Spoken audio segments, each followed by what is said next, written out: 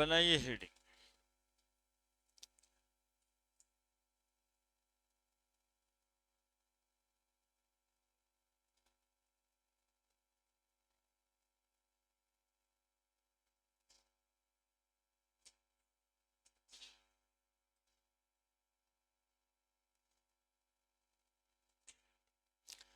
क्या लिखेंगे कि every reaction begins with, every reaction begins with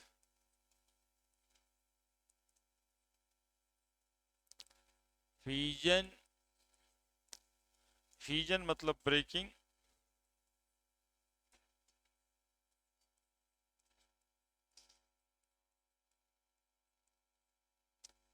of bond, है ना। Every reaction begins with fission और ब्रेकिंग ऑफ बॉन्ड, ठीक है। और यही फिजन या ब्रेकिंग ऑफ बॉन्ड जो है दो तरह का होता है, होमोलाइसिस और हेट्रोलाइसिस। तो bond fission is of two type, bond fission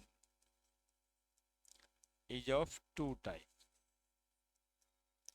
one is homolysis, other is heterolysis, homolysis, other is heterolysis, है ना। होमो का मतलब सेम होता है और लाइसिस मतलब ब्रेक होता है ना। हेट्रो मतलब डिफरेंट होता है और लाइसिस मतलब फिर से ब्रेक होता है।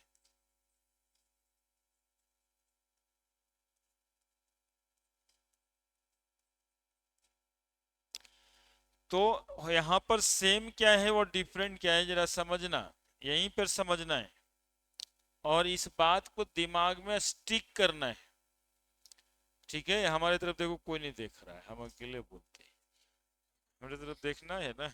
सेम और ब्रेक क्या है, carbon single bond carbon, carbon single bond carbon, ऐसा है। ऑर्गेनिक में हम लोग पढ़ रहे हैं होमोलाइसिस हेट्रोलाइसिस। अब देखो यहाँ पर क्या है ना, कार्बन कार्बन के बीच जो बॉन्ड बना है वो एक एक इलेक्ट्रॉन से बना है और सेम ब्रेक लिखा है यहाँ पे, यानी इक्वल डिस्टेंस पे, सेम डिस्टेंस पे ब्रेक होना है इसको, सेम डिस्टेंस पे, बॉन्ड लेंथ के सेम डिस्टेंस पे, ऐसा कि हर बॉन्डेड इलेक्ट्रॉन अपने अपने रिस्पेक्टिव एटम के तरफ चल जाए, अपने अपने रिस्पेक्टिव एटम के तरफ चल जाए। एरो जानबूझ के गलती बनाए हैं, थोड़ा सा इसमें सावधानी बरतना है। एक इलेक्ट्रॉन जब जाता है ना कहीं पे, तो half headed fish hook arrow बनता है ना। इस पूरे एरो का नाम होता है half headed fish hook arrow, है ना। मछली फंसाने वाला कांटा ऐसे ही बनता है, ठीक है। तो एक एक इलेक्ट्रॉन, दो इलेक्ट्रॉन नहीं जा रहा है, दो इलेक्ट्रॉन, देखो गलती से ही ऐसे लिखने का मतलब होता है ना कि यहाँ से दो इलेक्ट्रॉन उठ के गया, तो ऐसा वाला एरो नहीं देना है। मतलब फोटो तो बना के कभी पूछ दे कि which of the following is incorrectly represented, आजकल सवाल तो उसी तरह का इंटेलिजेंट वाला आ रहा है, भारी थोड़े आता है। तो ध्यान रखना है, एक इलेक्ट्रॉन जाएगा तो फिश हुक एरो बना देना है आप। तो ऐसे बॉन्ड ब्रेकिंग जहां पर इक्यू डिस्टेंट हो, क्या कहलाएगा, होमोलाइसिस कहलाएगा। और कार्बन है यहाँ पर और यहाँ पे मान लो कि फ्लोरीन क्लोरीन कुछ एटम है, क्लोरीन। अब देखो केमिस्ट्री ये है कि क्लोरीन फ्लोरीन ब्रोमीन ये सब इलेक्ट्रोनेगेटिव एटम है। तो इलेक्ट्रोनेगेटिव एटम है तो कार्बन का इलेक्ट्रॉन अपने तरफ क्या कर लेता है, अट्रैक्ट कर लेता है। तो इलेक्ट्रॉन कार्बन का है लेकिन क्लोरीन की तरफ। अब ये बॉन्ड ऐसा ब्रेक किया कि दोनों का दोनों इलेक्ट्रॉन एक ही एटम के तरफ चला गया। इसमें दो पॉसिबल कंडीशन हो सकता है, सोडियम के साथ कार्बन बॉन्डेड है यानी मेटल के साथ, तो ये दोनों इलेक्ट्रॉन कार्बन के तरफ चला जाए, एक इलेक्ट्रॉन ये वाला और एक इलेक्ट्रॉन ये वाला, सोडियम इलेक्ट्रॉन देता है, तो आने दोनों का दोनों इलेक्ट्रॉन कहाँ चला गया, बॉन्ड ब्रेकिंग अनइक्वल डिस्टेंस पर। तो इसको होमोलाइसिस कहते हैं, ये हेट्रोलाइसिस कहते हैं, और उसको होमोलाइसिस कहते हैं। दो तरह का चीज डेवलप हुआ। जब इलेक्ट्रॉन हम क्लोरीन को दे दिए तो कार्बन पे क्या चार्ज पड़ गया, that is formation of carbocation. सुनना नाम आ रहा है, यहीं से कार्बोकैटायन की शुरुआत होती है ना। बाद में नहीं सोचना होता है कार्बोकैटायन क्या होता है, कार्बोकैटायन बस यही होता है। और यदि दोनों इलेक्ट्रॉन कार्बन की तरफ चला आया तो कार्बन पे नेगेटिव चार्ज, तो इसको कार्बन आयन कहते हैं, इसको कार्बोकैटायन कहते हैं। और चूंकि एक एक इलेक्ट्रॉन दोनों कार्बन पे गया है, इसको कहते हैं फ्री रेडिकल। ये कार्बन फ्री रेडिकल है, और ये कार्बोकैटायन है, और ये कार्बन। यानी हेट्रोलिसिस से दो चीज डेवलप होता है केमिस्ट्री में।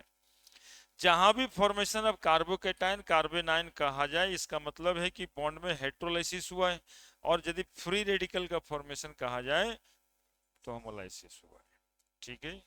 और शुरुआत में ही ऑर्गेनिक में जब भी रिएक्शन हो तो पहले ये डिसीजन लेना पड़ता है कि यहाँ पे बॉन्ड ब्रेक कैसे होगा, होमोलिसिस से होगा या हेट्रोलिसिस से होगा। ठीक है। और उसके लिए कुछ कंडीशन भी होता है, वो बताएंगे आगे। क्लियर है, होमोलाइसिस और हेट्रोलिसिस। कार्बोकैटायन जब कहा जाए समझ जाना है कि हेट्रोलिसिस हुआ है, कार्बन आयन हेट्रोलिसिस हुआ है, और फ्री रेडिकल यानी होमोलाइसिस हुआ है।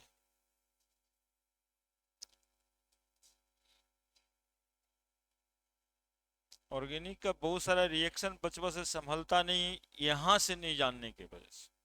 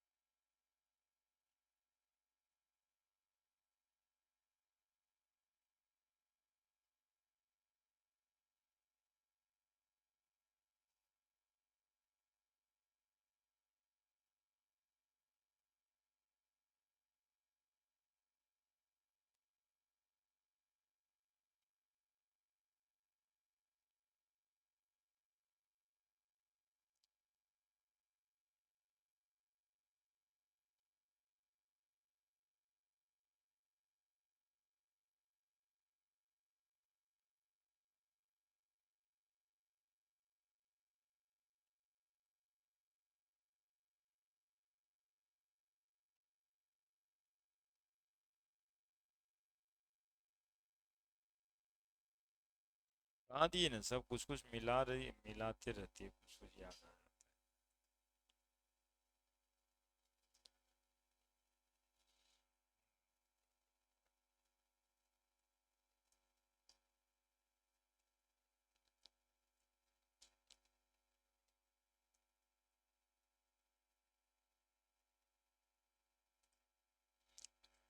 देखना रहता है, ज्यादातर प्रीवियस ईयर क्वेश्चन बैंक देखो, डीपीपी का। अब बाहर आलतू फालतू का समय न है ना, क्वेश्चन बैंक पे एकदम पैनी निगाह बना के रखो।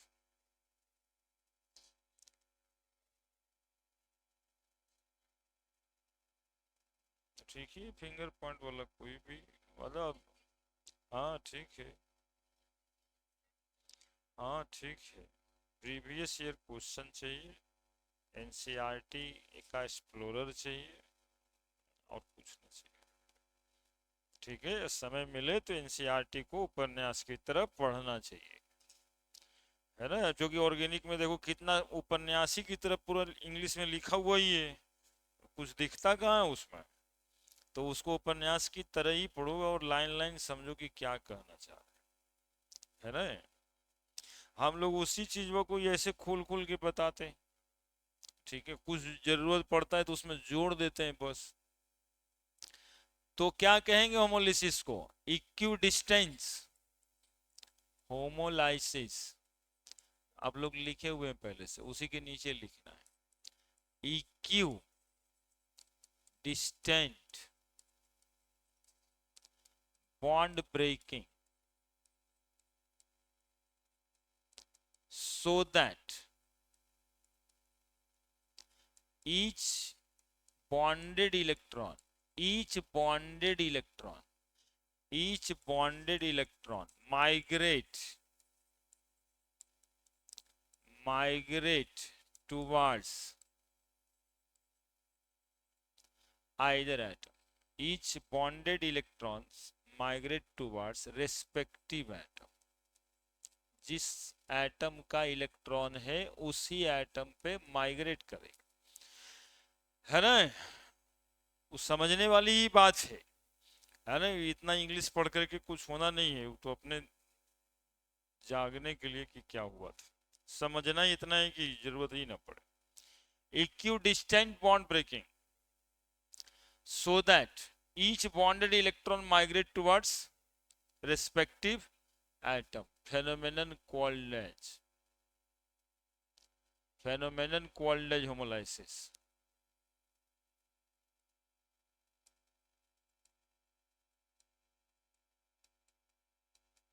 Phenomenon called as homolysis. Homolysis result in the formation of homolysis result in the formation of free radical.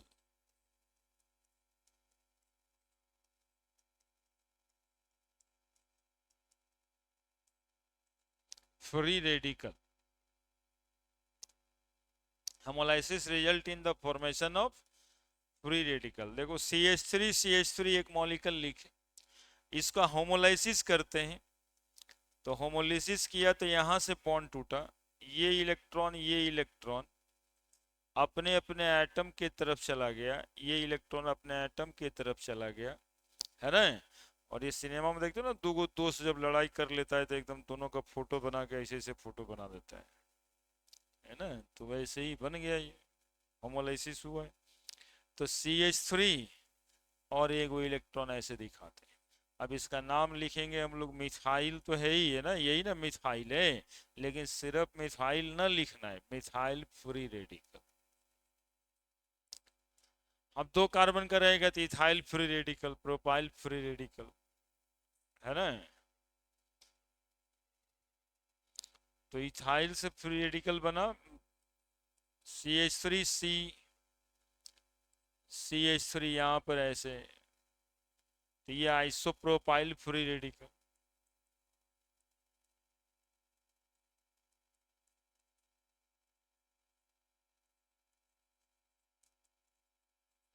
CH3 CH2 CH2, ये प्रोपाइल फ्री रेडिकल। जरा देख लेना प्रोपाइल और आइसोप्रोपाइल फ्री रेडिकल में क्या डिफरेंस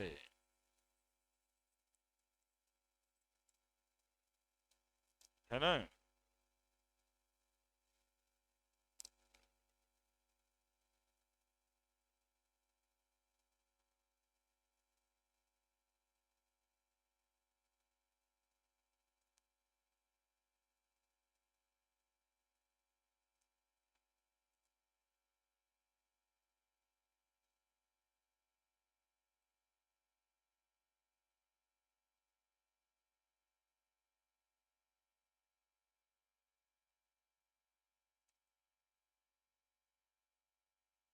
तो carbon ethyl methyl butyl propyl तो कर ही लेगा सब, तो नोमेनक्लेचर पढ़ ही लिया।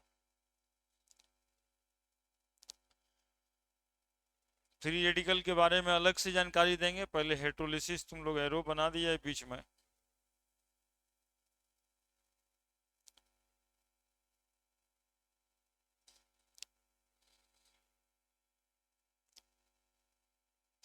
एक बात और होता है जो जानकारी लेना है होमोलिसिस में, खास करके होमोलिसिस लिख लिया। होमोलाइसिस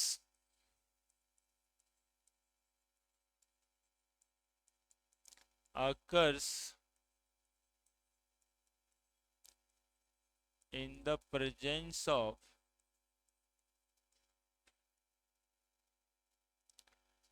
देखो क्या लिखेंगे, HELPR, हेल्पर पढ़ेंगे याद रखने के लिए।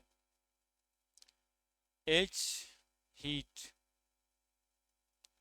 E electricity. यदि रिएक्शन में हीट लिखा हुआ है, इलेक्ट्रिसिटी लिखा हुआ है, लाइट सनलाइट अल्ट्रावायलेट लाइट लिखा हुआ है, पेरोक्साइड लिखा हुआ है, कोई कोई पेरोक्साइड, बेंजोइल पेरोक्साइड है ना, हाइड्रोजन पेरोक्साइड कोई भी है, या कोई रेडिकल प्रेजेंट है, तो ये सबके प्रेजेंस में होमोलिसिस ही होता है बॉन्ड। नहीं देखते हो कि यहाँ पर रिएक्टेंट है, समझोगे कि क्या लिखे हैं हम, और यहाँ पे प्रोडक्ट बना, और बीच में रिएक्शन में H2O2 यहाँ लिखा हुआ है, हाइड्रोजन पेरोक्साइड। इसका मतलब है कि रिएक्टेंट में रिएक्शन समझने के लिए कि क्या हुआ होगा रिएक्टेंट मॉलिक्यूल का, तो क्या हुआ होगा, सनलाइट यहां पे लिखा हुआ है, क्या हुआ होगा, होमोलाइसिस हुआ होगा, है ना। कोई रेडिकल लिखा हुआ है, होमोलिसिस हुआ होगा, ठीक है। तो ये सबके प्रेजेंस में होमोलिसिस ही होता है रिएक्शन। नहीं देखा है ना, ये सब लिखा हुआ रहता ही है, कॉमन है, ऑर्गेनिक केमिस्ट्री का कॉमन बात है ना, रिएक्शन में कोई ना कोई मॉलिक्यूल ऊपर में लिखा रहता है।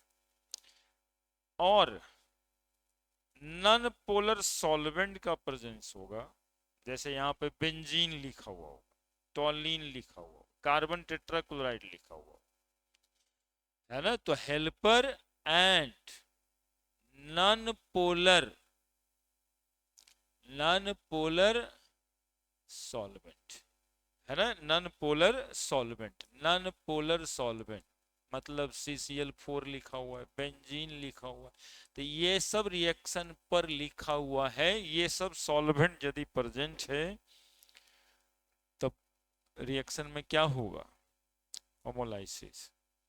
समझ रहे हैं कि क्या लिखे हैं हम, होमोलाइसिस कब कब होगा, तो होमोलाइसिस हीट के प्रेजेंस में होगा, इलेक्ट्रिसिटी के प्रेजेंस में होगा, लाइट के प्रेजेंस में होगा, पेरोक्साइड के प्रेजेंस में होगा, रेडिकल के प्रेजेंस में होगा, साथ में कोई non polar solvent CCl4, benzene, ठीक है, केरोसिन ऑयल लिखा हुआ है, हेप्टेन लिखा हुआ है, ऑक्टेन लिखा हुआ है, रिएक्शन पर हेप्टेन पेट्रोल लिखा रहता है, सॉल्वेंट है ये सब। वाटर नहीं रहना चाहिए, वाटर होगा तो होमोलिसिस नहीं होगा, है ना। नॉन पोलर सॉल्वेंट साथ में एप्रोटिक सॉल्वेंट, एप्रोटिक सॉल्वेंट मतलब प्रोटॉन नहीं देने वाला सॉल्वेंट, ये सबसे देखो प्रोटॉन निकलेगा कहीं से, H+ देने वाला है कोई, तो ये सब सॉल्वेंट का प्रेजेंस होगा तो होमोलाइसिस होगा, ठीक है।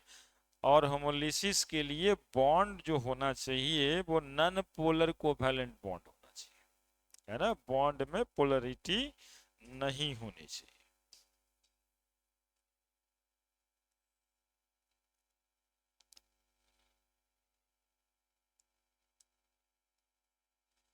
Generally non polar covalent molecule,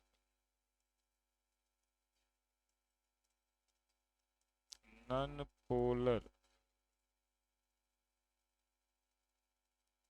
covalent molecule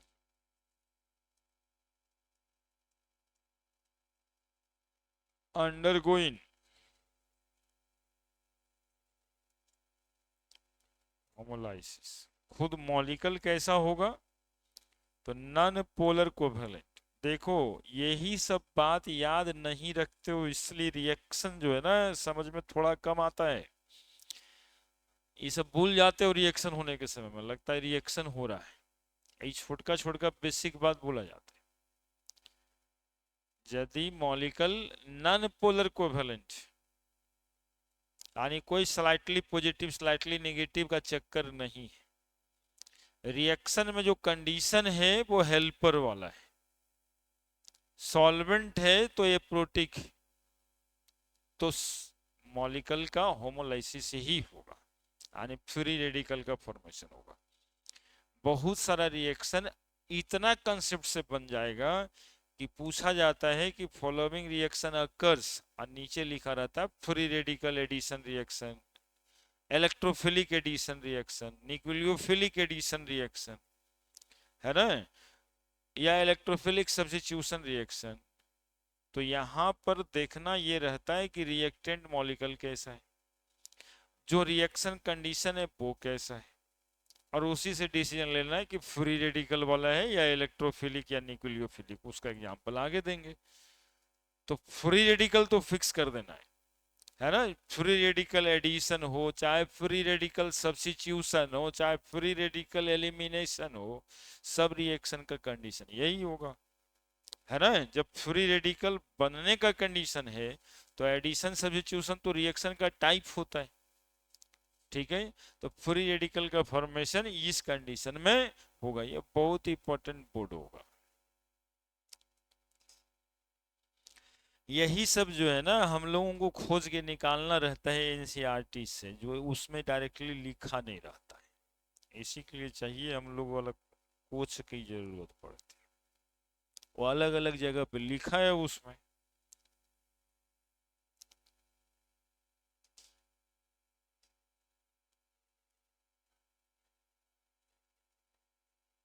नहीं, उसके लिए हेट्रोलिसिस होगा ना पहले। इस सब होमोलिसिस से बना है, कार्बोकेटाइन कार्बेनाइन हेट्रोलिसिस से बनेगा। केवल फ्री रेडिकल, होमोलिसिस से केवल फ्री रेडिकल बने, है ना, वो तो लिखे हैं उधर। और होमोलाइसिस कब कब होगा उसके लिए कंडीशन लिखे हैं।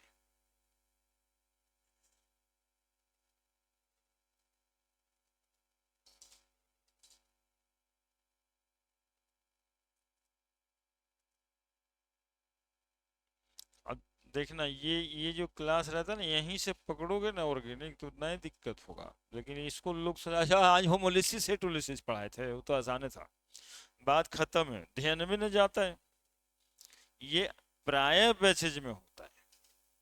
एक अक्षर समझ गया कि अच्छा इक्वल डिस्टेंस पे टूट जाएगा, वो नहीं टूटेगा, वो हो गया होमोलिसिस हेट्रोलिसिस। बाकी ये सब जो अंदर की बात है सबको ध्यान रखना होगा। अब हेट्रोलिसिस,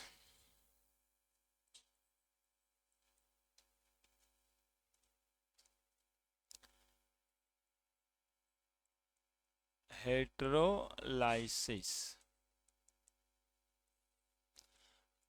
तो इसको क्या लिखोगे? अनइक्वल अनइक्विडिस्टेंट, उसमें इक्विडिस्टेंट लिखे थे, तो अनइक्विडिस्टेंस बॉन्ड ब्रेकिंग, एक ही लैंग्वेज से दोनों का काम, है ना। हालांकि breaking of bond at unequal distance लिखाता है, ये फॉर्मल वर्ड न है डिक्शनरी में मिलने वाला, है ना, ये आपके समझने के लिए। इक्यू डिस्टेंस को हम अन लगा दिए, unequidistant bond breaking.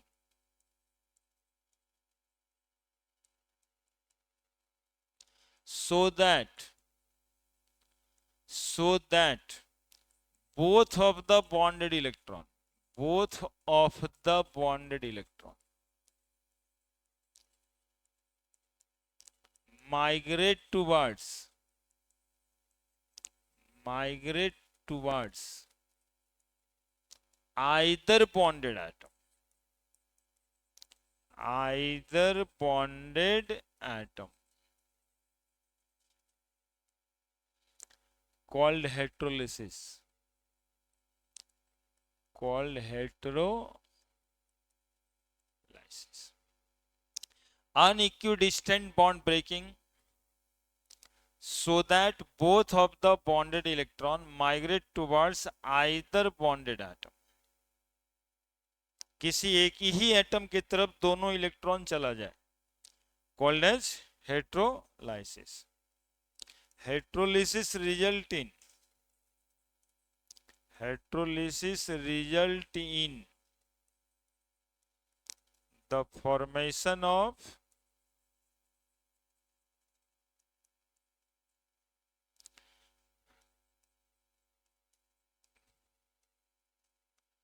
carbocation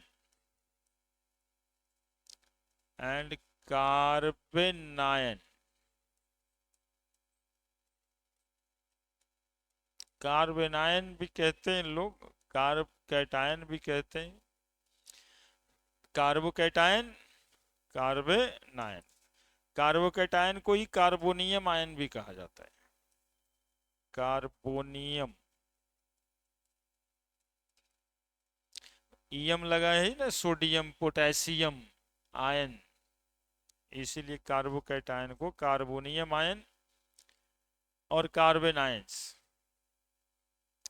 carbon पे नेगेटिव चार्ज होगा कार्बन आयन, और कार्बन पे पॉजिटिव चार्ज होगा कार्बोकैटायन. जहां कहीं हेट्रोलिसिस होगा वहीं पे कार्बोकैटायन और कार्बेनायंस बनेगा.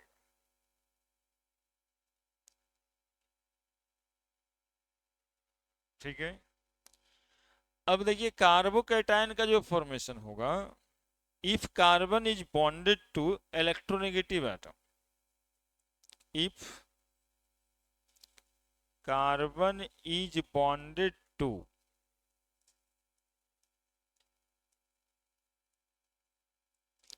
electronegative atom, है ना, carbon is bonded to electronegative atom, then upon hydrolysis, then upon hydrolysis result in formation of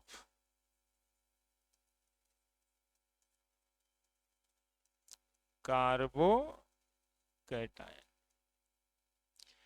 यदि कार्बन इलेक्ट्रोनेगेटिव एटम के साथ बॉन्डेड होगा और हेट्रोलिसिस हुआ तो कार्बोकैटायन का फॉर्मेशन होगा.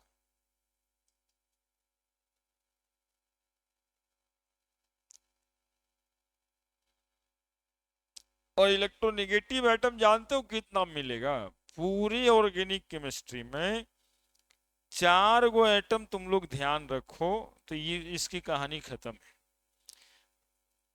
कार्बन जब बॉन्डेड होगा फ्लोरीन से, कार्बन जब बॉन्डेड होगा फ्लोरीन से, है ना, क्लोरीन से, फ्लोरीन से, क्लोरीन से, तो फ्लोरीन से तो कम ही मिलता है. ब्रोमीन से, ब्रोमीन और क्लोरीन ज्यादा कॉमन मिलता है.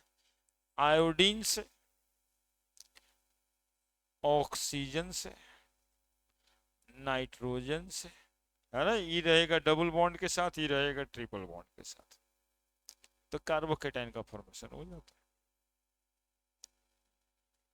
है. इतनी ही तो केमिस्ट्री होती है. यही 4-5 गो एटम जो बेईमान टाइप का है, पूरे गांव की परेशानी भी वही 5-10 गो आदमी होता है जो बेईमान है. यही केमिस्ट्री है समाज का भी.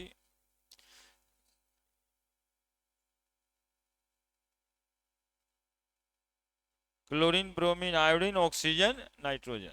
देखो छोटा बात नहीं है, इस पर पूरा हेलोल्केन, अल्कोहल, फिनॉल, ईथर, है ना.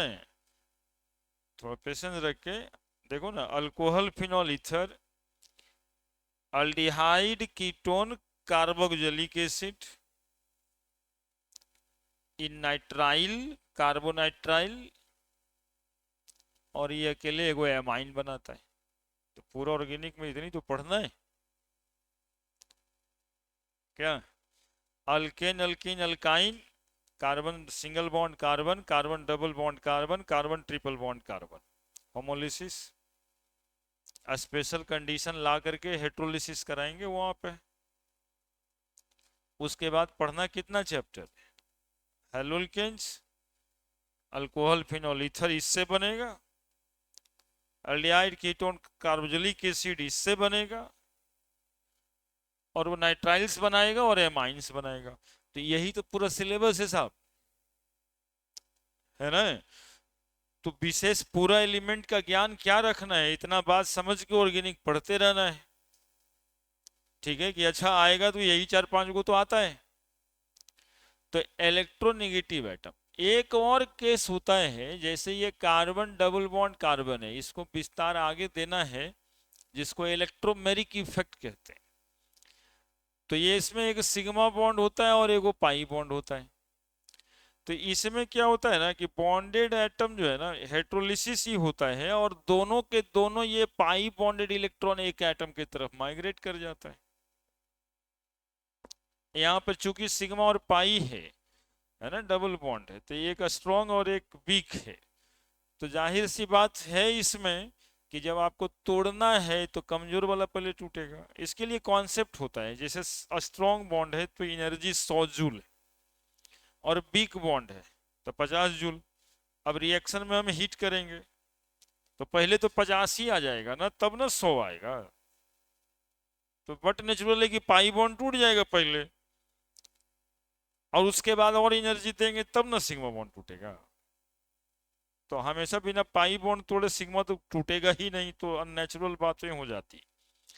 तो ऐसे केस में क्या होता है कि कार्बन दोनों इलेक्ट्रॉन एक कार्बन की तरफ आ जाएगा तो इस पे माइनस चार्ज पड़ जाएगा, इस कार्बन पे क्या चार्ज पड़ जाएगा, तो कार्बोकेटाइन या कार्बेनाइन का फॉर्मेशन हो जाता है एक तो डबल बॉन्ड वाले, है ना। ये कोई ना कोई यहाँ पे रखना पड़ता है रिएजेंट, बिना रिएजेंट का ये काम होता नहीं है। ठीक है। और वो जो पाई बॉन्ड है ना, वो होमोलिसिस में भी नहीं जाता है, वो टूटेगा तो दोनों इलेक्ट्रॉन एक ही साथ किसी भी एटम की तरफ जाएगा। कार्बन ऑक्सीजन के साथ बॉन्डेड है, और ऑक्सीजन के पास ऑक्सीजन इलेक्ट्रोनेगेटिव है, तो इसके पास तो इलेक्ट्रॉन जाना ही जाना है, तो ये दोनों इलेक्ट्रॉन उठा के यहाँ रख देते हैं। कार्बन सिंगल बॉन्ड ऑक्सीजन पे माइनस चार्ज देते हैं, कार्बन पे प्लस चार्ज हो जाए। कार्बन ट्रिपल बॉन्ड नाइट्रोजन का है, तो नाइट्रोजन को इलेक्ट्रॉन दे देंगे, कार्बन पे पॉजिटिव चार्ज और नाइट्रोजन पे 2 इलेक्ट्रॉन माइनस चार्ज, जरूरत पड़ा तो ये 2 इलेक्ट्रॉन और उठा देंगे, है ना। तो ये कार्बोकेटायन का फॉर्मेशन। और कार्बन के साथ जब क्लोरीन ब्रोमीन आयोडीन है तो ये सब तो है ही बेईमान। अब इसमें इक्वल डिस्टेंस पे बॉन्ड टूटेगा ऐसा सोच भी नहीं सकते, तोड़ने के तरीके अलग अलग होंगे, है ना, लेकिन वो जाएगा तो हेट्रोलिसिस में ही। तो यहाँ पे प्लस चार्ज और उधर में Cl माइनस चार्ज बन के निकल जाएगा। तो ये सब तरीका होगा कार्बोकेटाइन का, और ऐसा नहीं है कि हम ये वो बॉन्ड बनाए, 3 गो इसमें साथ जुड़ा हुआ होगा, ये जो कॉन्सेप्ट है वो रहता ही रहता है, ये सब छोटा बात हो गया, समझ रहे हैं। तो हेट्रोलिसिस कब होगा, तो हेट्रोलाइसिस होगा तब जब कार्बन किसी इलेक्ट्रोनेगेटिव एटम के साथ जुड़ा हुआ हो, और वो इलेक्ट्रोनेगेटिव एटम वो सिंगल बॉन्डेड रहे चाहे डबल बॉन्डेड रहे चाहे वो ट्रिपल बॉन्डेड रहेगा। कौन कौन सा, fluorine chlorine bromine iodine oxygen nitrogen. Special cases में on the demand of reagent, है ना, रिएजेंट के डिमांड पे इलेक्ट्रॉन पाई वाला माइग्रेट कर जाता है, और ये माइग्रेशन बताएं, है ना। ये बॉन्ड ब्रेकिंग ही हुआ, माइग्रेशन पाई वाला होता है, पाई इलेक्ट्रॉन का माइग्रेशन। यहाँ भी ये इलेक्ट्रॉन पाई था, वो भी पाई था। डबल बॉन्ड रहता है तो एक सिग्मा एक पाई ही हमेशा रहता है, ठीक है।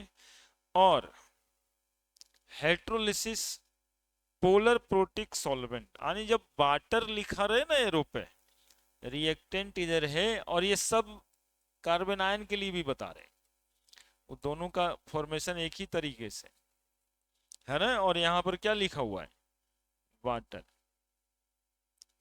OH minus, acidic medium, H plus लिख दिया, तो प्लस माइनस वाटर लिखा हुआ है, इसका मतलब है कि रिएक्टेंट मॉलिक्यूल में ना जनरली, हर केस में नहीं, दो चार दस को केस होगा, लेकिन जनरली क्या होगा, इसमें हाइड्रोलाइसिस होगा। ये बात समझ लेंगे, कार्बोकेटायन कार्बन आयन का फॉर्मेशन करेंगे तो समझ में आएगा कि पॉजिटिव फॉर्म हुआ तो नेगेटिव वाले को जोड़ते हैं, वहां पे रिएक्शन अपने आप ही आ जाएगा कि क्या बनेगा, है ना। लिख दीजिए, पिछल का लिखना है, लिख लिए थे।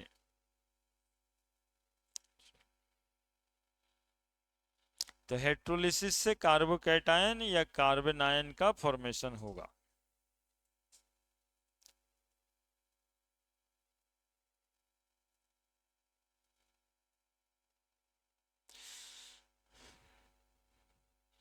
घर जाने में लेट होने की भी समस्याएं आ जाएगी ना।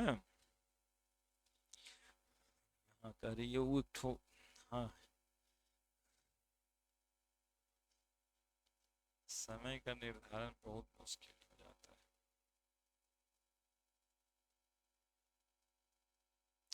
है, रेगुलर कर देंगे, कर देंगे।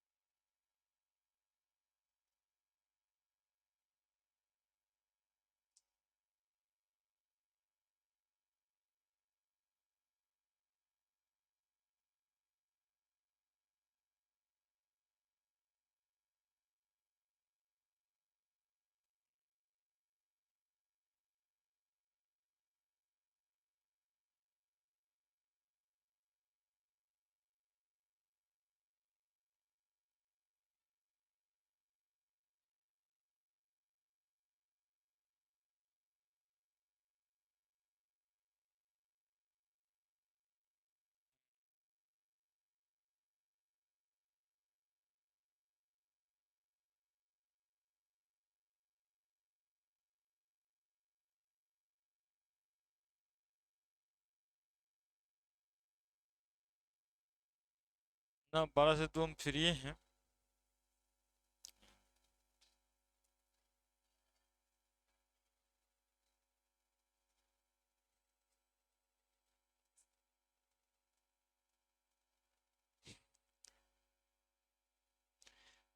ये न्यूटन लॉज ऑफ मोशन यही था कि जो आदमी जैसे है वैसे ही रहना चाहता है, जब तक उस पर बाहरी बल न लगाया जाए।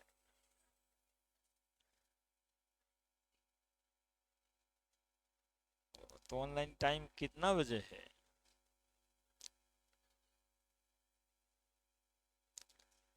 ऑनलाइन तो रात में पढ़ना चाहिए।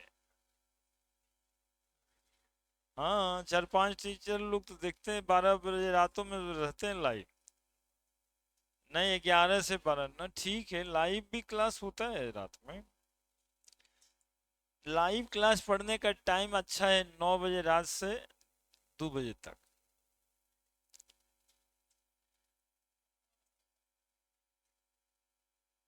तो देखें कि सब सर लोग इतना मेहनत करते हैं अभी। 12, 1, 2, 3 बजे रात में भी कोई ना कोई सर लाइव पढ़ाते रहते हैं।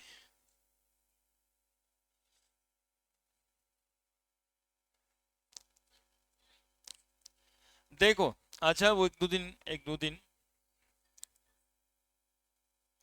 कल तो नहीं ना होगा बच्चे, तो परसों के बाद कुछ इस तरह का बात कर लेंगे। कल तो रहने देते हैं।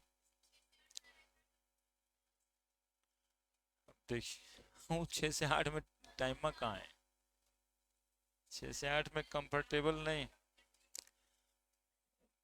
अच्छा, carbocations, कार्बेनाइंस,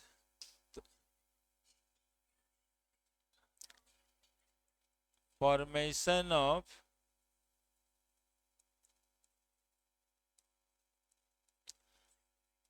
कार्बेनाइन occurs upon hydrolysis when carbon is bonded to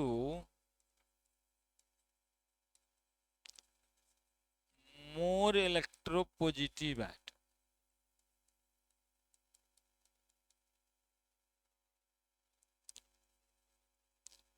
है ना। ये बाई को एटम रहेगा, और ये बाई जो है इलेक्ट्रोपॉजिटिव एटम।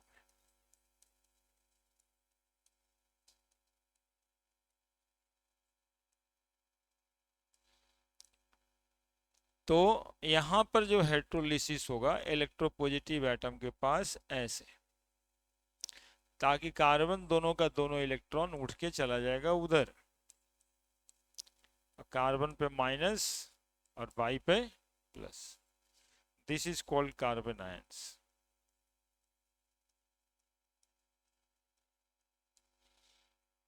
है ना। लिखो लिखो, टाइम वगैरह बाद में सोचना, है ना। टाइम तो ज्यादा कंफर्ट रहेगा 12 से तो, क्योंकि इसको भी जाने में परेशानी, उसको जाने में परेशानी, तो ये सब है ना। तो उसको समझना है, लेकिन अभी सारे लोग आएंगे तभी ना।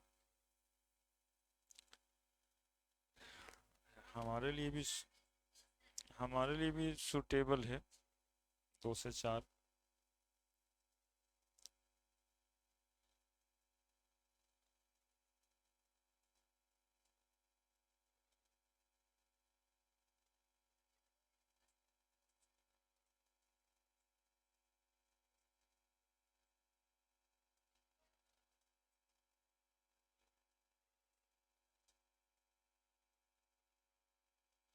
साइकिल खरीद।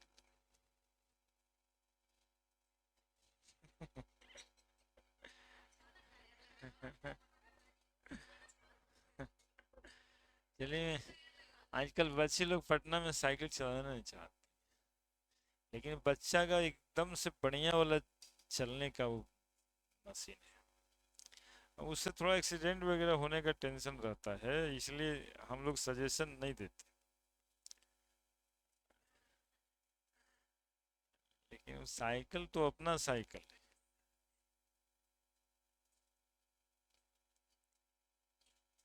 तुरंत चले गए घर, फिर चले आए। ये सारा जो कोचिंग का डेवलपमेंट हुआ, यही बच्चों की परेशानी से न हुआ कि फिजिक्स अभी, केमिस्ट्री कभी, बायोलॉजी कभी, इसलिए जाएगा सब साथे पढ़ के आए। तो यहाँ भी ये संभव है, सब टीचर लोग ऐसे जुड़ के बना दें कि फिजिक्स इस क्लास में, केमिस्ट्री ऐसे, बायोलॉजी ऐसे, लेकिन ये टीचरों में वो यूनिटी है नहीं। वो कहेंगे तू 11 बजे पढ़ाएगा, देखो हम पढ़ाएंगे 12 बजे से। तो कैसे पढ़ा लेते हैं देखते हैं। तो बीच में बचपन कंफर्ट जोन खोजने लगता है कि अच्छा, तो सुतने का टाइम तो सरे पढ़ा रहे, कभी टाइम नहीं। तो जहाँ पे समय मिलेगा बचपन दिमाग तो लगा ही देता है अपना। अब वहाँ जाके 2 बजे जाएगा, 8 बजे रात में आएगा, कोई टेंशन नहीं है। सब कोचिंग में यही हो रहा है, चाहे 7 बजे सुबह में जाता है, 2 2:30 3 बजे आता है। यहाँ तो बहुत आराम है, और यदि बच्चा पढ़ने के चक्कर में रहे तो कहीं भी जाकर के अपना पढ़ ले।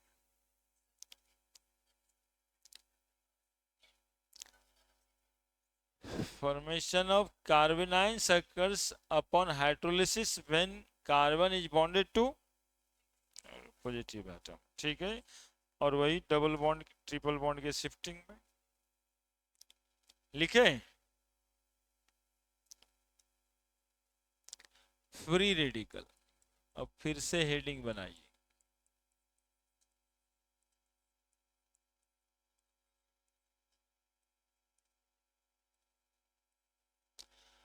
फ्री रेडिकल, देखो सुनोगे समझोगे, यहां पर फिर इंपॉर्टेंट बात हो रहा है। 1 2 3 कार्बन का 3 बॉन्ड और 1 इलेक्ट्रॉन। तो कार्बन के पास ना किसी न किसी से जुड़ा हुआ तो होगा ही कार्बन।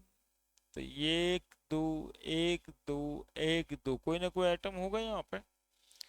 और ये जो टूट जाने के बाद 1 इलेक्ट्रॉन बच गया होगा। तो फ्री रेडिकल जो है ना उसको कहा जाता है 2 2 4 2 6 और 1 7, 7 इलेक्ट्रॉन सिस्टम, है ना। फ्री रेडिकल जो होता है 7 electron system, 7 electron system. Free radicals are, चाहे फ्री रेडिकल कैसा भी होगा, सिस्टम कितना इलेक्ट्रॉन का होगा, ये 7 इलेक्ट्रॉन।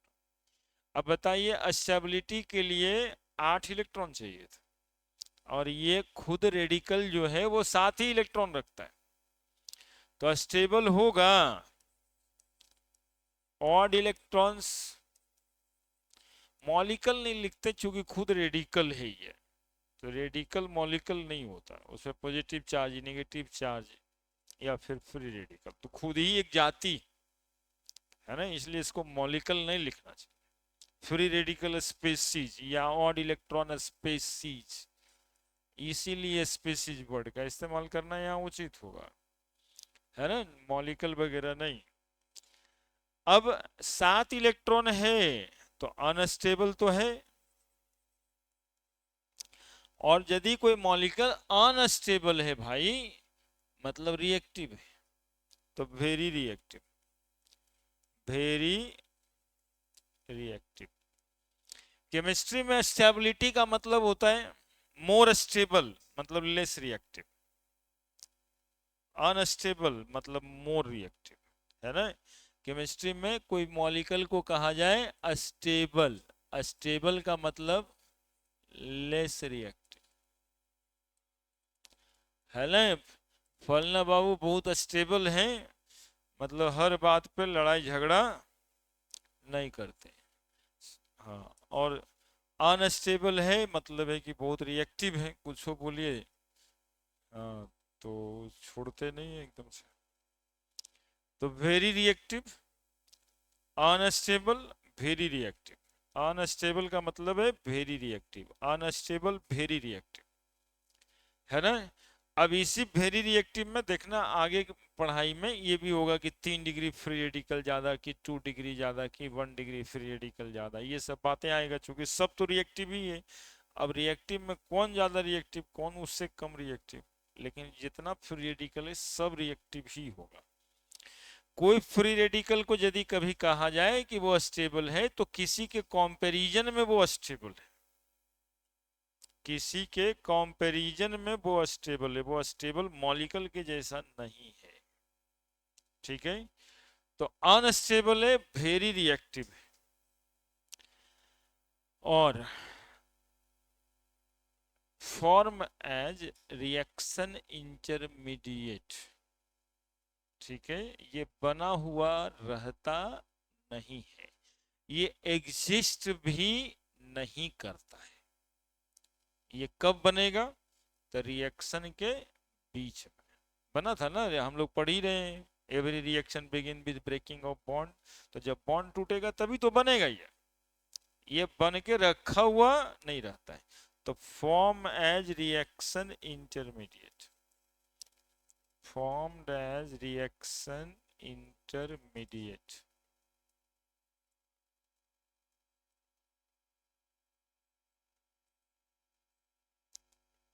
है ना। इफीमेरल्स कहा जाता है, एक शब्द बायोलॉजी का है ये, इफीमेरल्स। इफीमेरल्स का मतलब शॉर्ट लिव्ड होता है। शॉर्ट लिव्ड मतलब कि बहुत कम समय के लिए बनेगा। ये बनेगा तो किसी न किसी से ही जुड़ जाएगा, जुड़ के मॉलिक्यूल बन जाएगा, रिएक्शन के बीच में बनेगा। इसीलिए ये सब रिएक्शन में दिखाई भी नहीं पड़ता, उधर रिएक्टेंट रहता है इधर प्रोडक्ट रहता है। तो मैकेनिज्म पढ़ते हैं हम लोग कि बीच में क्या क्या हुआ होगा, तो बीच में जब पढ़ते हैं कि क्या क्या हुआ होगा उसी में ये बनता हुआ दिखाई पड़ता है। तो इफीमेरल्स होता है, शॉर्ट लिव्ड होता है। और इंपॉर्टेंट बात, paramagnetic, paramagnetic chemical species. Paramagnetic का मतलब है कि ऑड इलेक्ट्रॉन, ये वाला जो इलेक्ट्रॉन फ्री है ना, तो मैग्नेटिक बिहेवियर ये शो करेगा, मैग्नेटिक फील्ड में मैग्नेटिक बिहेवियर शो करेगा, है ना। मैग्नेटिक नीडल हिलेगा, फ्री रेडिकल, क्योंकि इसमें ऑड इलेक्ट्रॉन। पैरामैग्नेटिक क्यों है, तो फ्री इलेक्ट्रॉन के वजह से, है ना। वो सब पैरामैग्नेटिक नहीं होता, यही पैरामैग्नेटिक। और आगे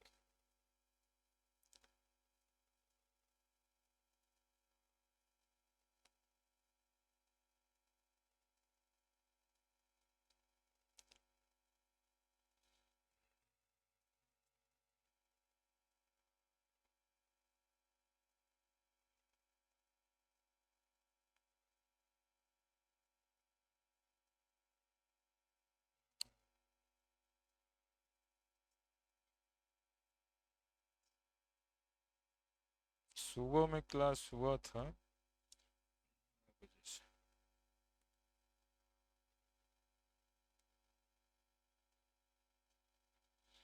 9 से 11,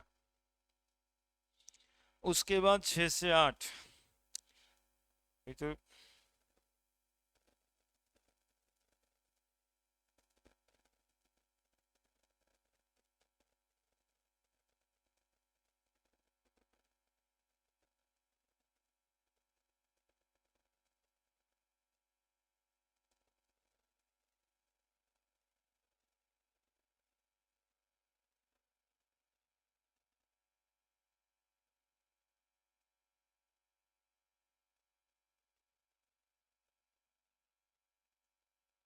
लिख दिए, लिखे। अब बातें करनी है इसकी ज्योमेट्री। तो कोई बात छूटा नहीं। 7 इलेक्ट्रॉन है ही है, ऑड इलेक्ट्रॉन है ही है, अनस्टेबल है ही है, वेरी रिएक्टिव है ही है। अब बनेगा हमेशा रिएक्शन इंटरमीडिएट के प्रेजेंस में। कोई मॉलिक्यूल नहीं है कि जो एग्जिस्ट करेगा लैब में, रिएक्शन होते हैं इस समय के बीच में बनेगा, इसलिए रिएक्शन इंटरमीडिएट कहते हैं, चूंकि रिएक्शन के बीच में बनता है। और पैरामैग्नेटिक है चूंकि इसमें फ्री इलेक्ट्रॉन्स होते हैं। ठीक है, अब देखो ज्योमेट्री ऑलरेडी इसका बनाए हुए हैं हम, आपको सिर्फ ध्यान देना है। देखिए कैसा ज्योमेट्री दिखाई दे रहा है, ये और ये, कैसा ज्योमेट्री। ट्रायंगुलर नहीं है यार, तो ट्रायंगुलर ज्योमेट्री है, 120 डिग्री बॉन्ड एंगल होगा, sp2 हाइब्रिडाइजेशन होगा, है ना। तो ये सब बातें, कौन सा हाइब्रिडाइजेशन होगा, sp2 हाइब्रिडाइजेशन। कभी कभी तुमको पूछता है ना कि फ्री रेडिकल जब बनेगा तो हाइब्रिडाइजेशन में बदलाव होगा या नहीं। अब ये देखिए मेडिकल का और आईटी का ही क्वेश्चन। तो जब भी फ्री रेडिकल बनेगा तो हाइब्रिडाइजेशन मॉलिक्यूल का sp3 से बदल के sp2 हो जाएगा, क्योंकि पहले कार्बन 4 बॉन्ड में रहेगा, तो चौथा बॉन्ड इसका तोड़े, तो जब 4 बॉन्ड में रहेगा तो हाइब्रिडेशन sp3 होगा वो मॉलिक्यूल का। अब फ्री रेडिकल बनेगा तो sp2 हो जाएगा। तो फ्री रेडिकल के फॉर्मेशन से हाइब्रिडाइजेशन मॉलिक्यूल का sp3 से sp2 हो ही जाना है हमेशा, है ना। खुद इसका sp2 हाइब्रिडाइजेशन होता है, वो लाइन बाद में लिख देंगे हम। बॉन्ड एंगल बोलो, ये सब में चुप रहता, हमको देखता है कितना 120 डिग्री। शेप ट्रायंगुलर प्लेनर, और क्या लिखते हैं, तो क्या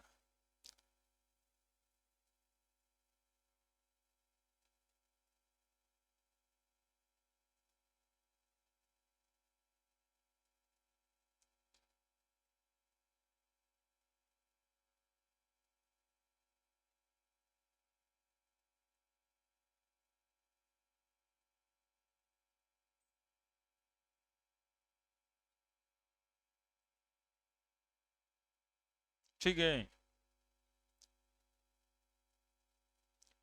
अनपेयर्ड इलेक्ट्रॉन जो इसमें होगा वो p ऑर्बिटल में होगा। Unpaired electron of free radical, chemical bonding revision करिएगा, फ्री रेडिकल हाइब्रिडाइजेशन खास करके, है ना, इतना दिन से छूटा हुआ भी होगा, केमिकल बॉन्डिंग का हाइब्रिडाइजेशन रिवीजन करिएगा। Unpaired electron of free radical present in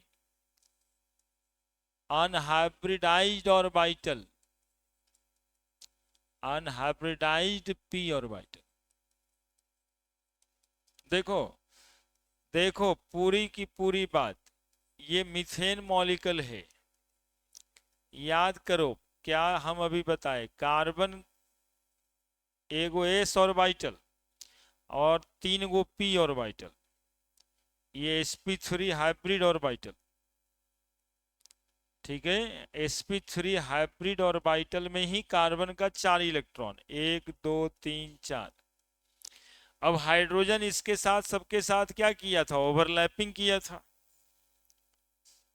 तभी तो हाइब्रिडाइजेशन sp3 था।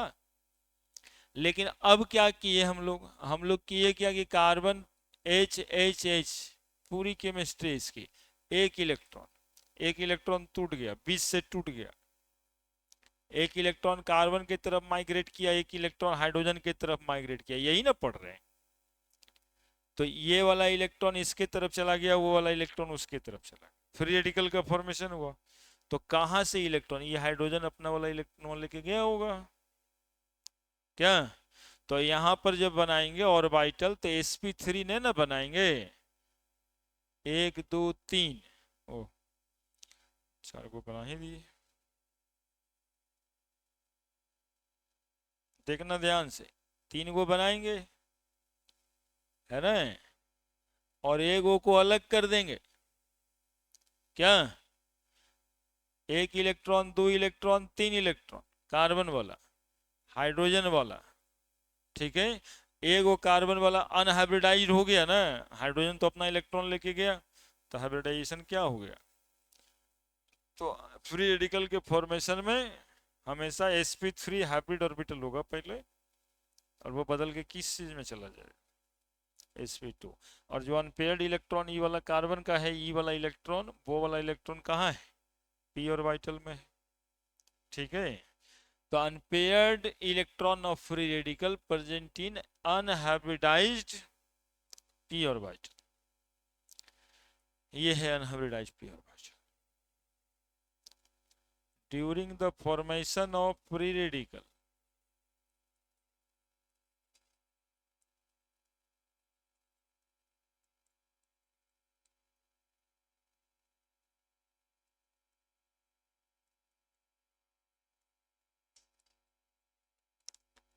hybridization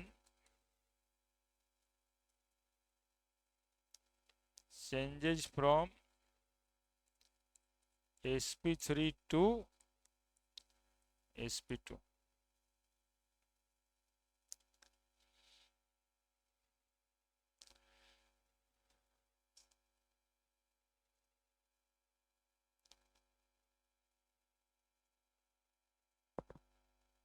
कितना ऑनलाइन रहता है रे, पढ़ लो थोड़ा रे।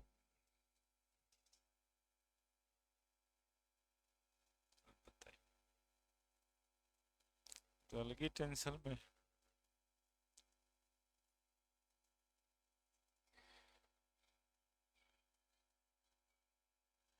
बढ़िया है। मोबाइल ही नहीं होता तो और अच्छा होता।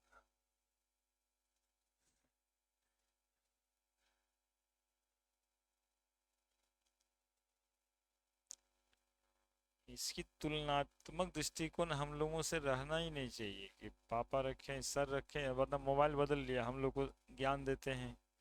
ये सब नहीं सोचना चाहिए। हम लोग को ढेर सारा वैसा काम है जो आपको है ही नहीं। अब मोबाइल थोड़े हम लोग के लिए मोबाइल वाला इस्तेमाल नहीं, वो बैंक है। बैंक जेबे नहीं करते। आई थिंक हम 6 साल से बैंक न गए। वो या तो ऋषि जाता है, बाकी हम ऑनलाइन कर देते। तो वो बैंकिंग ही हो गया ना। और दिन रात उसकी जरूरत पड़ती है बस उसी के लिए। और वो समस्या है, एक डर है, समस्या ही है।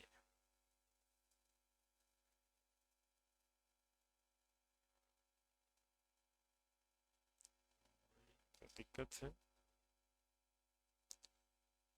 कभी कभी हम लोग के लिए बहुत यूजफुल हो जाता है।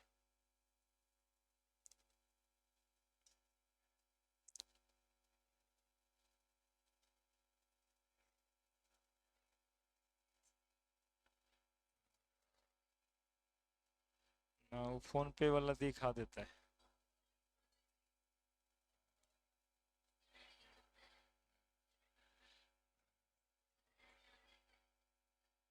हाँ, वो दिखा देता है कि ये कर लीजिए इसमें। कुछ दिन में और खत्म हो जाएगा।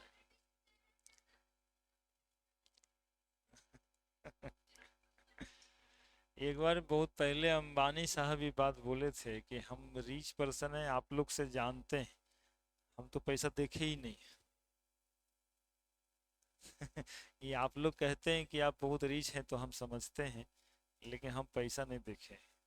हम 10 साल से पैसा देखे ही नहीं। सबको अंबानी बना देंगे।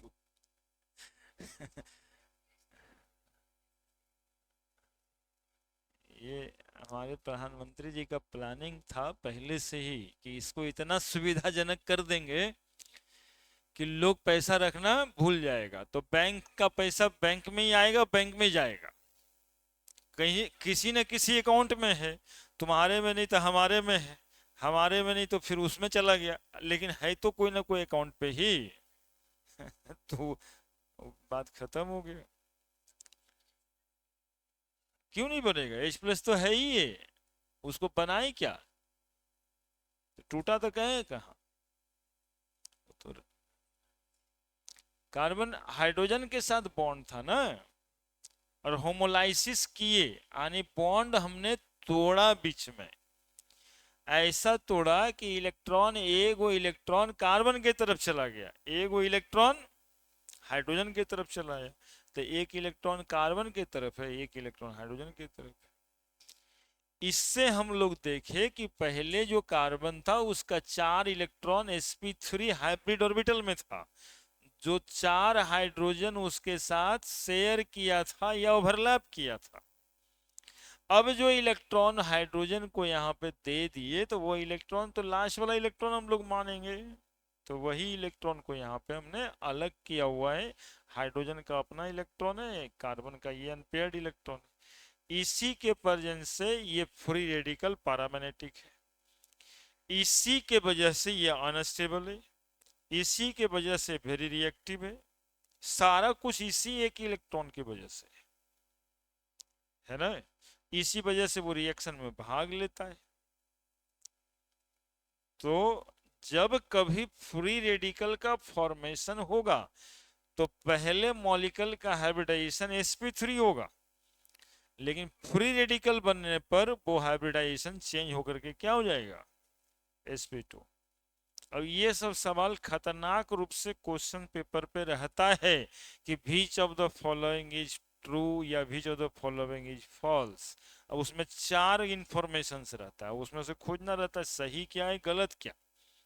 तो एग्जैक्टली फ्री रेडिकल के लिए ये बात सही है ना। ऐसे क्वेश्चन को बॉन्डिंग के लिए भी चुन लेते हैं लोग और जीओसी में भी चुन लेते हैं, दोनों का कॉमन भी हो जाता है। अरे पगली, होमोलाइसिस है तो हेटरोलिसिस कैसे है? नहीं, होमोलाइसिस हो रहा है, हम हेटरोलिसिस, तुम दोनों गड़बड़ कर देगी तो कैसे चलेगा। होमोलिसिस है हेट्रोलिसिस में अंतर ना बताए। हेट्रोलिसिस कब होगा? जब कार्बन कभी इलेक्ट्रोनेगेटिव एटम के साथ प्रेजेंट होगा, है ना। कार्बन कभी इलेक्ट्रोपॉजिटिव एटम के साथ होगा तब ना हेट्रोलिसिस होगा। लिख दिए। उसमें कार्बोकैटायन कार्बोनायन बनता है, इसमें फ्री रेडिकल बनता है।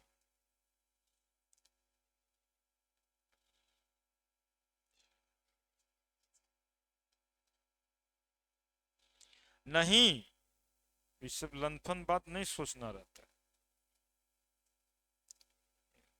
सारा एटम में इलेक्ट्रोनेगेटिविटी डिफरेंस होता है, कोई दो एटम की इलेक्ट्रोनेगेटिविटी बराबर तो होती नहीं है। तो कार्बन की इलेक्ट्रोनेगेटिविटी 2.4 है, हाइड्रोजन की इलेक्ट्रोनेगेटिविटी 2.1 है। इससे कोई अंतर नहीं पड़ रहा है जनरली, है ना। अंतर पड़ता है अल्डोल कंडेंसेशन रिएक्शन में, अंतर पड़ता है जब हम लोग उसको अब्स्ट्रैक्ट करने के लिए एक रिएजेंट लेके आते हैं, लेकिन वैसा कोई केस नहीं है ना। तो अभी इलेक्ट्रोपॉजिटिव नेगेटिव ये सब यहाँ पर ध्यान देने के लिए नहीं है, यहाँ पर हम सिर्फ बता रहे हैं होमोलिसिस हुआ। तो होमोलिसिस हुआ कहना ही बहुत काफी है कि लिक्विड डिस्टेंस बॉन्ड ब्रेकिंग हुआ, जिससे कि इलेक्ट्रॉन जो कार्बन का कार्बन की तरफ गया, हाइड्रोजन का इलेक्ट्रॉन हाइड्रोजन की तरफ गया। तो बात मिलाना क्या है इसमें? नहीं, पॉसिबिलिटीज नहीं कह देने से भी ठीक नहीं होगा, है ना। पॉसिबिलिटीज होता है ना, पॉसिबिलिटीज होता है। कार्बन हाइड्रोजन के साथ बॉन्डेड है और ये और कार्बन के साथ है, यहाँ H है, OH माइनस लेके इसको दिखा रहे हैं कि इलेक्ट्रॉन है मेरे पास, तू आ जा आ जा। तो चल आता है। तो यहाँ पर इलेक्ट्रॉन किसके पास चला जाता है? कार्बन के पास चला जाता है, हेट्रोलिसिस हो गया। तो वो सर्टेन कंडीशन है ना। तो ऐसे कह देना तो मुश्किल है कि कार्बन हाइड्रोजन के साथ बॉन्डेड रहेगा तो हेट्रोलिसिस नहीं होगा, ये सवाल ठीक नहीं है। ऑर्गेनिक में वो सब ज्यादा इंफॉर्मेशन से बचना है, वो जगह जगह पे उसकी जरूरत पड़ेगी, है ना। नॉर्मली कार्बन हाइड्रोजन में होमोलिसिस होना है, ठीक है। इसमें कहीं कोई कंडीशन ही नहीं है कि हम लोग बॉन्ड को तोड़ दें वैसे। अब इसमें तोड़े इसलिए कि OH माइनस लेके आए तब तोड़े, वो कंडीशन है। ये सब एक के बार सोचेंगी तब बतवे खत्म हो जाए।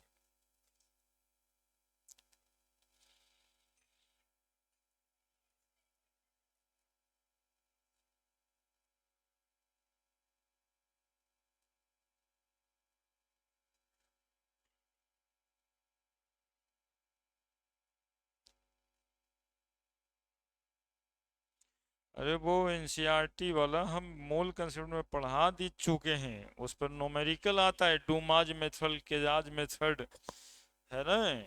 जिसमें percentage estimation of element in organic compound करके हेडिंग होगा, कैरियस मेथड, है ना। उसका एब्स्ट्रैक्ट वही है, सवाल वहीं से आता है। वो आज से है थोड़े, वो तो पहले से है। उसको पीओसी कहते हैं, प्रैक्टिकल ऑर्गेनिक केमिस्ट्री, ठीक है। जो एनसीईआरटी में 4 पेज पीछे लिखा होगा पहला चैप्टर में, है ना, लेकिन उसमें देखोगी तो नोमेरिकल्स है। इस परसेंटेज ऑफ कार्बन पूछता है, किसी में परसेंटेज ऑफ नाइट्रोजन है, किसी में परसेंटेज ऑफ ऑक्सीजन है, ठीक है। तो कैसे परसेंटेज निकलेगा उसका एक बढ़िया सा फॉर्मूला हम बता दिए हैं। हाँ, परसेंटेज कंपोजिशन का मेरा दूसरा टॉपिक वही था, estimation of element in organic compound, क्योंकि वहीं से रिलेट होता है टॉपिक। वो एक्सपेरिमेंट थोड़े ना पूछ रहा है, उसमें लिखा हुआ जो एनसीईआरटी में उसको पढ़ लीजिएगा उपन्यास की तरह, और उसका जो न्यूमेरिकल है उसी फॉर्मूले पे बनाइएगा, है ना। वो क्वेश्चन लंबा चौड़ा रहता है, और मेडिकल इंजीनियरिंग में आता भी है 2-3 साल में एक बार, आता है 2-3 साल में एक बार आता ही है। कार्बोकैटायन,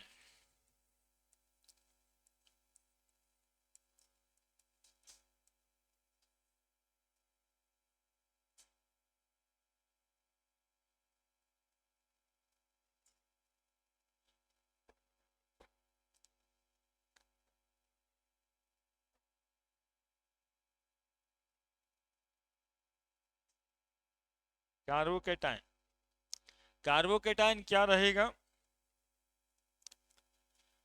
तो ऐसे लिखते हैं कार्बोकैटायन, ये 3 गो बॉन्ड देंगे, एगो प्लस चार्ज देंगे, तो एक इलेक्ट्रॉन एक इलेक्ट्रॉन एक इलेक्ट्रॉन, और ये इलेक्ट्रॉन ये इलेक्ट्रॉन और ये इलेक्ट्रॉन, कितना इलेक्ट्रॉन सिस्टम हुआ, 6 इलेक्ट्रॉन सिस्टम। और इलेक्ट्रॉन तो है नहीं कि लिखा जाए, पेयर्ड इलेक्ट्रॉन ही है, लेकिन चूंकि 6 इलेक्ट्रॉन है इसलिए very unstable, very reactive, unstable है मतलब very reactive, form as reaction intermediate,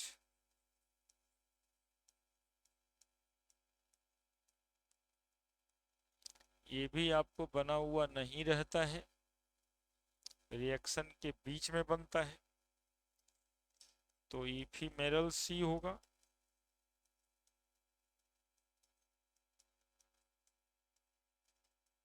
short lived और डायमैग्नेटिक होगा,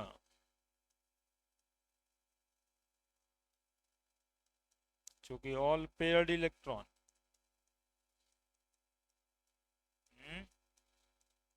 मैग्नेटिक बिहेवियर शो नहीं करेगा, क्योंकि सारा इलेक्ट्रॉन पेयर्ड है। हाइब्रिडाइजेशन sp2 ही होना है,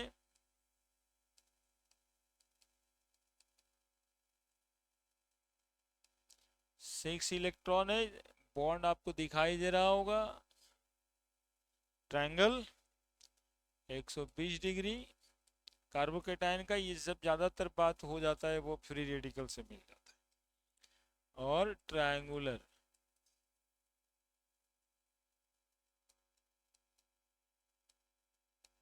प्लेनर, हाइब्रिडाइजेशन बिल्कुल बदलेगा sp3 से sp2, 4 बॉन्ड होगा ना पहले से,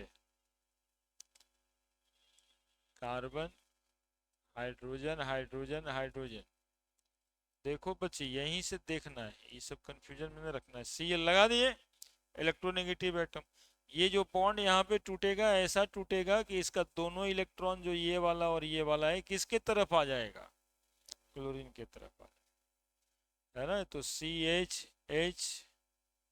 H प्लस चार्ज देंगे, और Cl पे क्या चार्ज देंगे, माइनस चार्ज देंगे, कार्बोकेटायन का फॉर्मेशन। पहले से देखो इसका हाइब्रिडाइजेशन sp3 रहा होगा, बदल के हाइब्रिडाइजेशन क्या हो गया, sp2। इसी बतवा को पूछेगा इसका शेप पहले क्या रहा होगा, तो बोलेंगे टेट्राहाइड्रल रहा होगा, टेट्राहाइड्रल रहा होगा, तो ज्योमेट्री बदल जाएगी, ये ट्रायंगुलर हो गया। ये सब लैंग्वेज में फंसने फंसाने वाली बात होते रहता है। बॉन्ड एंगल पहले 109 डिग्री 28 मिनट होगा, अब बॉन्ड एंगल 120 डिग्री होगा, सब चीज बदलेगा, हाइब्रिडाइजेशन बदला तो बॉन्ड एंगल बदलेगा।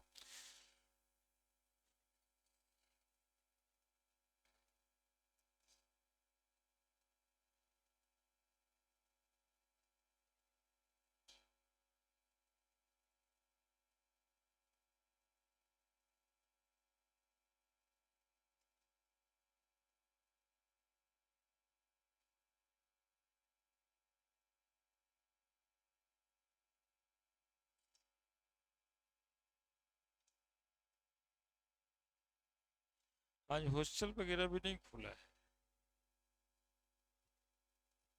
आज खुल गया।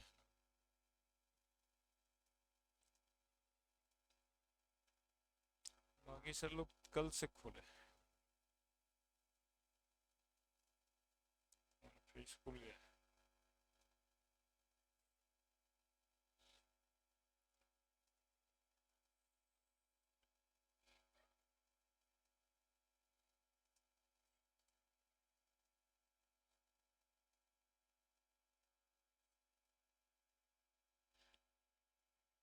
वो आज ही घर से आई है।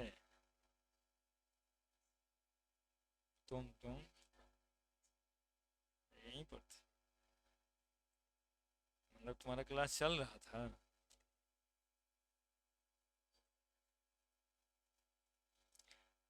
क्लास सब कल ही से, हम तो पहले से आ गए थे, छठ के पहले आ गए थे यहाँ पर।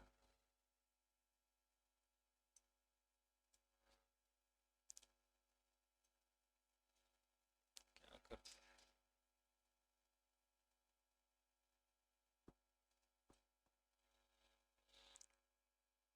6 electron unstable very reactive reaction intermediate ephemerals diamagnetic sp2 hybridization 120 degree triangular और बनेगा, तो हाइब्रिडाइजेशन sp3 से sp2 में बदल जाएगा, टेट्राहाइड्रल से ट्रायंगुलर हो जाएगा 109 डिग्री 28 मिनट से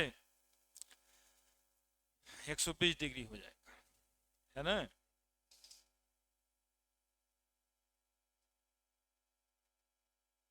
ये सब बात यहाँ पर क्यों करें, नहीं ये सब बात क्यों करेंगे, ये सब बात क्यों करेंगे। मॉलिक्यूल है तो मॉलिक्यूलर ऑर्बिटल थ्योरी का सब बात फॉलो करें, क्यों फॉलो क्यों नहीं करें, है ना। पूरा केमिकल बॉन्डिंग थोड़े ना इससे पढ़ा जाए, फॉलो करता है तो हाँ बिल्कुल करेगा, तो मॉलिक्यूल ही है ना। वो 4 गो डिब्बा बनाते थे, इसमें एक डिब्बा साफ ही हो जाएगा पूरा का पूरा कार्बन का, जब इलेक्ट्रॉने नहीं बचा तो एक डिब्बा रहेगा क्या, उसमें sp3 में 4 गो डिब्बा था, ये वाला 4 गो था, 1 2 3 4, और sp2 हुआ तो ये वाला भी तो इस बार नहीं बच गया, ये वाला इलेक्ट्रॉन नहीं बच रहा है, तो इम्पट्टी p ऑर्बिटल एक ठो p ऑर्बिटल खाली हो जाए, है ना। p ऑर्बिटल ऑक्युपाइड नहीं, ये बता रहे थे हुनसुल ऑक्युपाई करता थे, कर ही रहा है, जितना सब है पॉली एक्सक्लूजन प्रिंसिपल फॉलो करना है तो हाँ कर ही रहा है, ये सब कोई वायलेट ही नहीं करता, है ना। ये सब कोई वायलेशन नहीं है, सीधा ये वो इलेक्ट्रॉन ही बचा, अब कार्बोकेटायन में नहीं बचेगा, ठीक है। देयर विल लॉस, लॉस कहने का मतलब है कि ये इलेक्ट्रॉन इसके पास अब रहा ही नहीं, that is why we keep the positive charge, इसीलिए तो उस पर पॉजिटिव चार्ज पड़ा है ना। यहाँ पे इस कार्बन के पास पहले से sp3 हाइब्रिड ऑर्बिटल था, तो 1 2 3 4 कार्बन का ही 4 इलेक्ट्रॉन दिखा रहे हैं, 1 2 3 4, है ना। 3 गो हाइड्रोजन के साथ बॉन्डेड था, हाइड्रोजन हाइड्रोजन हाइड्रोजन, और एगो किसके साथ था, क्लोरीन के साथ। अब यहाँ पे हाइड्रोजन तो रह गया, तो हाइड्रोजन 3 ही घर में रहा ना, है ना, एक एक एक, और हाइड्रोजन का एक एक रह गया, और ये जो क्लोरीन बेईमान कहते हैं इसको, इसका ये वाला इलेक्ट्रॉन ही तो लेके गया, है ना।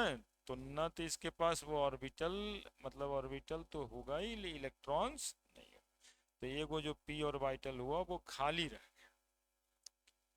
ठीक है। तो हुनसुल को फॉलो किया, पॉली एक्सक्लूजन प्रिंसिपल फॉलो किया, इसमें तो कहीं अनफॉलो करने की कोई बात नहीं, ठीक है। जितना मॉलिक्यूल बनता था, सिर्फ यहाँ पे इलेक्ट्रॉन नहीं, इसलिए वो डायमैग्नेटिक हो गया, है ना। ये यहाँ एक इलेक्ट्रॉन रहता तो पैरामैग्नेटिक हो जाता, क्या लिखी जल्दी से, हो गया है।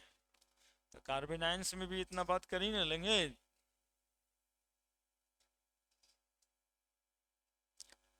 कार्बन आयंस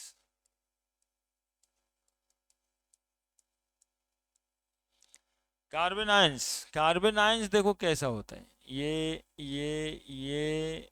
तीन गो और दो ठो और माइनस चार्ज, है ना। तो इसको जो है ना ऐसे नहीं बनाते, इस स्ट्रक्चर को थोड़ा अलग बनाते हैं, ऐसे बनाते हैं। कार्बन तीन गो बॉन्ड, एक ठो ऐसे माइनस चार्ज, ऐसे बनाते हैं। क्योंकि जानते ही हो लोन पेयर सबसे ज्यादा जगह छेकता है, लोन पेयर में रिपल्सन ज्यादा होता है, लोन पेयर फ्री इलेक्ट्रॉन्स हो जाता है ना। बेरोजगार इलेक्ट्रॉन है, बॉन्डिंग किया नहीं और इलेक्ट्रॉन प्रेजेंट है, ठीक है। क्या इलेक्ट्रॉन है सब जोड़ के बताओ, कितना इलेक्ट्रॉन है इसमें? एक दो तीन चार पाँच छ दो आठ, तो ये 8 इलेक्ट्रॉन सिस्टम।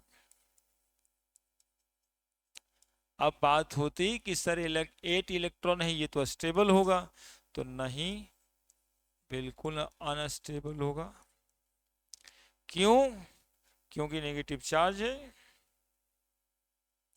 है ना, क्योंकि नेगेटिव चार्ज है, इसलिए अनस्टेबल होगा। 8 इलेक्ट्रॉन तो है लेकिन नेगेटिव चार्ज है, इलेक्ट्रॉन किसी का लिया हुआ है, इसलिए अनस्टेबल होगा, very reactive.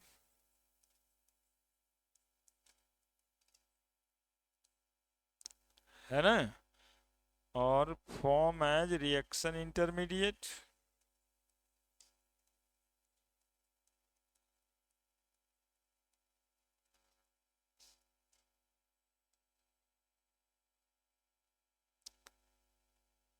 Short lived ephemerals तो है ही है, इफिमेरल्स। मैग्नेटिक बिहेवियर क्या होगा बताओ?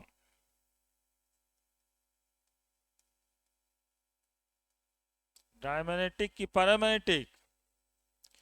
हाँ, चूंकि इलेक्ट्रॉन पेयर्ड हो गया है, यानी पैरामैग्नेटिक सिर्फ एक वो होता है फ्री रेडिकल, इसीलिए पूछा जाता है वो।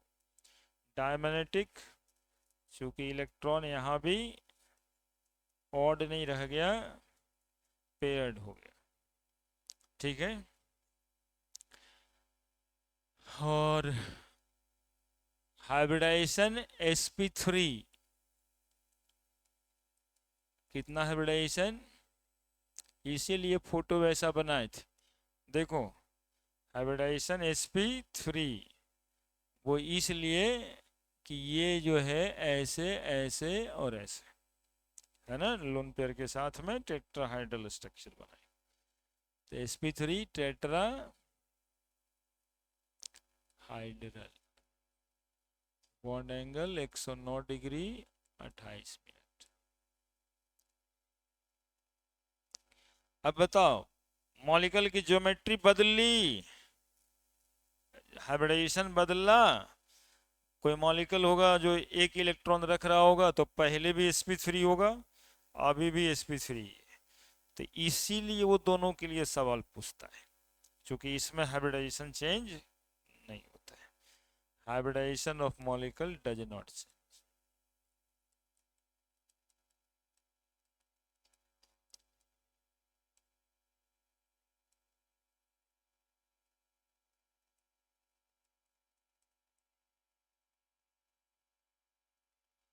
Hybridization of molecule does not change during the formation of carbon ion due to formation of carbon ion.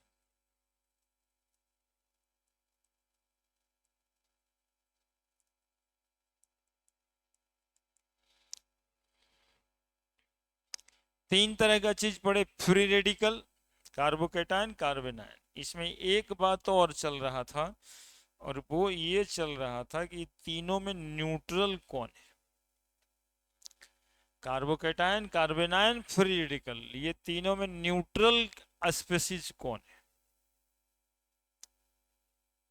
ये सब क्या बोलता है, कैटायन था तो न्यूट्रल था जी, एनायन है तो न्यूट्रल है, तो फ्री रेडिकल पे कोई चार्ज था तो सिर्फ वही न्यूट्रल है ना। अब इसी सवाल को पूछेगा इलेक्ट्रिक फील्ड में, कार्बोकेटायन कार्बन आयन को भेजेंगे, फ्री रेडिकल को भेजेंगे, तो कौन डिफ्लेक्ट करेगा कौन नहीं करेगा, ये सब तो बात बनाना वाला क्वेश्चन है, ये तो फंसाने की कोशिश कर रहा है आपको, है ना। आप सोचिएगा कि इलेक्ट्रिक फील्ड में भाई क्या करेगा, फिजिक्स है, केमिस्ट्री है, कार्बोकैटायन, लेकिन वो तो सिंपल ये जानना चाह रहा है आपसे कि कार्बोकैटायन पॉजिटिव चार्ज है तो नेगेटिव फील्ड में जाएगा तो अट्रैक्ट हो जाएगा, कार्बन आयन नेगेटिवली चार्ज है तो पॉजिटिव फील्ड में जाएगा तो अट्रैक्ट हो जाएगा, लेकिन न्यूट्रल मॉलिक्यूल तो सीधा चला जाएगा क्योंकि उस पर चार्ज तो नहीं है, इलेक्ट्रॉन है, फ्री इलेक्ट्रॉन है लेकिन चार्ज नहीं है। तो free radical is electrically neutral, free radical is electrically neutral, ये तीनों पढ़ने के बाद उसको नोट में लिख देना है ना। Free radical is electrically neutral.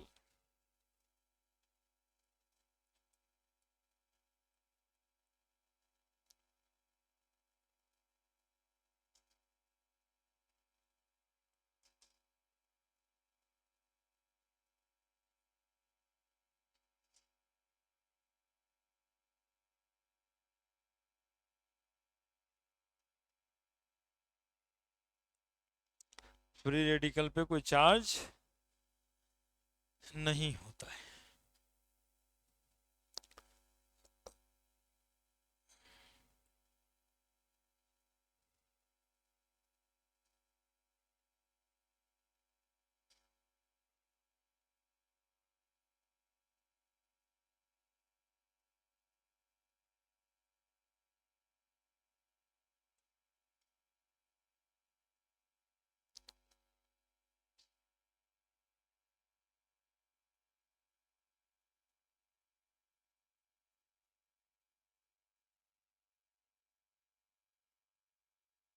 हम्म, परसों इसी टाइम, परसों डिसीजन होगा, है ना। आज अभी कर देंगे तो संभव नहीं है ना, दो चार वो हैं जो इधर उधर बोलने लगेंगे। ठीक है फिर आज